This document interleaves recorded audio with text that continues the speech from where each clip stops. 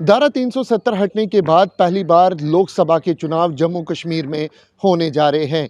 हालांकि धारा 370 हटने के बाद परिसीमन आयोग का भी गठन किया गया था और उसके साथ ही परिसीमन आयोग की तरफ से जम्मू कश्मीर में परिसीमन की पूरी प्रक्रिया कर ली गई। जम्मू कश्मीर के अंदर लोकसभा सीटों की अगर बात की जाए तो कुल 5 लोकसभा सीटें जम्मू कश्मीर में हैं, जिसमें से परिसीमन होने के बाद जम्मू रियासी एक नई सीट बनकर उभर कर आई, वहीं अनंतनाग, पुंछ, राजौरी एक नई सीट बन के आई। इससे पहले परिसीमन होने से पहले जम्मू, सांबा राजौरी एक सीट हुआ करती थी और अनंतनाग एक सीट हुआ करती थी। क्योंकि अब परिसीमन हो चुका है, जम्मू कश्मीर में अब कुल मिला के 5 सीटों पर उम्मीदवार चुनाव लड़ेंगे लोकसभा के। आपको बता दें कि जम्मू कश्मीर में इलेक्शन कमीशन ऑफ इंडिया के मुताबिक जम्मू कश्मीर में कुल 86.9 लाख मतदाता है। वहीं महिलाओं की अगर बात की जाए तो 42.55 मतदाता जो है वो महिलाएं हैं और पुरुषों की अगर भागीदारी की बात की जाए कुल मिला के 44.34 लाख जो है वो मतदाता पुरुष है।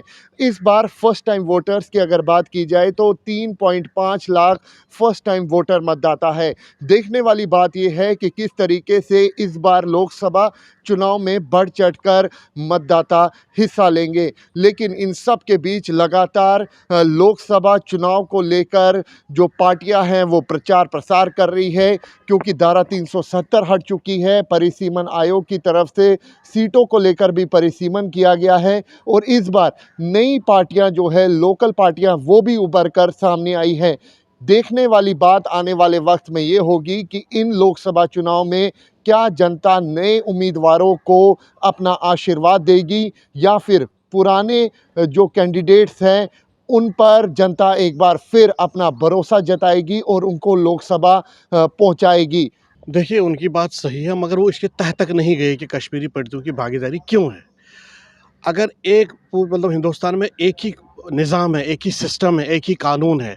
एक वोटर के लिए आप हाथी का भी इंतज़ाम करते हो, हेलीकॉप्टर का भी इंतज़ाम करते हो, घोड़े का भी इंतज़ाम करते हो, कहीं नाव का भी इंतज़ाम करते हो, किश्ती का भी इंतज़ाम करते हो। मगर इस कश्मीरी पंडित को आप बोल रहे हो पहले फ़ार्म ले आओ, उसको अटेस्ट कराओ, फिर भर के दोबारा दे दो, फिर आप वोट डालो। मतलब एक देखिए ना, अगर डेमोक्रेटिक राइट है तो इसमें आप बताइए, इस तपती हुई धूप में 76 साल 80 साल का बुज़ुर्ग या मेरी वो जो दादी हो, नानी या बड़े वो कहाँ जाएंगे इसमें, ठीक है। बाकी रही डिलिमिटेशन की बात है, डिलिमिटेशन जो हुई है आपके सामने है। तो मैं जिस सीट से बिलोंग करता हूँ उसको अनंतनाग राजौरी का नाम दिया गया है।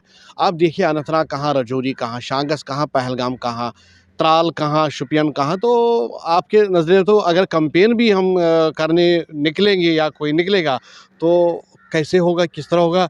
अगर मुगल रोड बंद हो गया तो उसको क्या करना पड़ेगा, फिर जो उधमपुर कॉन्स्टिट्यूंसी को क्रॉस करके, जम्मू कॉन्स्टिट्यूंसी को क्रॉस करके फिर उसको राजौरी, अनंतनाग राजौरी में जाना पड़ेगा। इस बार आप कितना ज़्यादा उत्साहित है चुनाव को लेकर और किस तरीके से भागीदारी देखिए, है? डेमोक्रेटिक राइट है और वोट डालना मेरा एक धर्म भी है और वोट हम डालेंगे। वोट उसमें हम पीछे नहीं हटेंगे, चाहे जितनी भी सख्ती करे, चाहे जितने भी फार्म लाए, हमने मन बना लिया। इस बार हम वोट का भरपूर प्रयोग करेंगे। आपको पता ही है कि लोकसभा के इलेक्शन आ रहे हैं हमारे राजौरी, पुंछ और अनंतनाग से।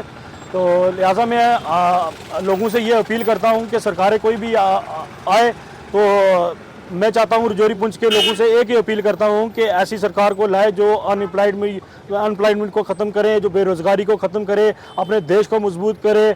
देखिए, आर्टिकल 370 और 35A के बाद 2019 के बाद ये पहला इलेक्शन है पार्लियामेंट का जो जम्मू कश्मीर में भी उसी तरह हो रहा है जिस तरह पूरे भारत में हो रहा है।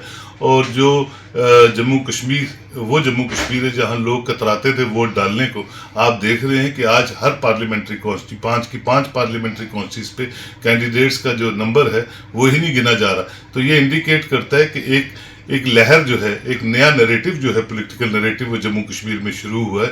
वो तभी मुमकिन हुआ है कि conducive atmosphere government of India ने और वहाँ की सब सरकारों, वहाँ की सरकार ने ऐसा बनाया है कि लोग फील कर रहे हैं कि एक इलेक्शन ही एक माध्यम है जिससे कि आप अपने चुने चुनाए नुमाइंदों से अपने रीजन्स को प्रॉस्पेरस बना सकते हैं, डेवलपमेंट करवा सकते हैं और आगे बढ़ सकते हैं। तो मैं समझता हूँ कि ये इलेक्शंस, ये 5 जो सीटें हैं, ये 2.5 सीटें डिलिमिटेशन के बाद हो गई। आधी जो सीट है वो अनंतनाग और पुंछ को कनेक्ट कर रही है, और पुंछ जो है जम्मू प्रोविंस के साथ है और अनंतनाग कश्मीर के साथ है। ये 5 सीटें इंडिकेट करेंगी जम्मू कश्मीर के 5 नुमाइंदों को जो पार्लियामेंट में उनकी रहनुमाई करेंगे। और जो यहाँ की रीजनल पार्टीज़ हैं वो अपने वजूद के लिए किसी भी अलायंस को में ना घुस के वो अपने अपने वजूद के लिए, अपनी अपनी आइडेंटिटी के लिए ये इलेक्शंस पे अपने अपने कैंडिडेट्स उतार रही है, चाहे वो पीडीपी है, एनसी है, बीजेपी है या बाकी पार्टीज़ हैं। आज़ाद साहब की पार्टी है, वो खुद भी इलेक्शन लड़ रहे हैं। तो ये इंडिकेट करता है कि how to make this democratical institution more vibrant, more sustainable and more important by coming in to the fray of politics और elections in Jammu and Kashmir. तो मुझे लगता है कि ये पार्लियामेंट इलेक्शन जो है आने वाले दिनों में एक नया ट्रेंड, एक नया पॉलिटिकल नैरेटिव जम्मू कश्मीर में की शुरुआत करेगा, और जिसका फायदा जम्मू कश्मीर के लोगों को पार्लियामेंट में होगा। सर, आपने बोला कि फायदा होगा, रीजनल पार्टीज का और नेशनल पार्टी का क्या रोल रहेगा? बहुत इंपॉर्टेंट है रीजनल पार्टीज, क्योंकि वो रीजनल लोगों की रहनुमाई करती हैं, और नेशनल लेवल की पार्टीज नेशनल सतह पे स्टेटों का ध्यान रखती हैं। तो अपनी वसूख को, अपनी साख को, अपने मैनिफेस्टो को, अपने पॉलिटिकल जो हिस्ट्री को कायम धायम रखने के लिए उनको इलेक्शंस में उतरी हुई हैं। और कौन जीतेगा कौन हारेगा ये तो लोग डिसाइड करेंगे, क्योंकि जमहूरियत में लोग सर्वप्रिय होते हैं और वही डिसाइड करते हैं। पीपल्स विल डिसाइड करती है कि who is going to be the winner.